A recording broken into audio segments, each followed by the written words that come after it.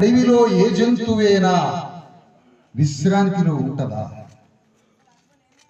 అడవిలో ఏ జంతువేనా విశ్రాంతి ఉంటదా? ఏ క్షణం నన్ను బీక్క తింటదో అని అప్రమత్తంగా కళ్ళతో డేగ కళ్ళతో చూస్తుంటది ప్రతి జంతువు. ప్రతి సెకండ్, ఫ్రాక్షన్ ఆఫ్ సెకండ్ ఇట్లా చూస్తా ఉంటుంది. ఏ క్షణంలో నన్ను బీక్క తింటదో ఈ సింహం, పులి, ఏ జంతువు వచ్చి బీక్క తింటదో అని అడవిలో ఉన్న అక్షరముక్కరాని జంతువులు యుద్ధ భూమిలో ఉన్నాయి. కానీ మనం యుద్ధంలో లేవు.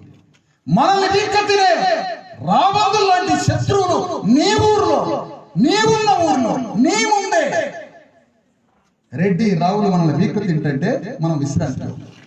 కానీ అడవిలో ఉన్న జంతువు యుద్ధంలో. అంబేద్కర్ సిద్ధాంతం అంటే మనం యుద్ధంలో ఉండాలి. అదే అంబేద్కర్ సిద్ధాంతం. యుద్ధమే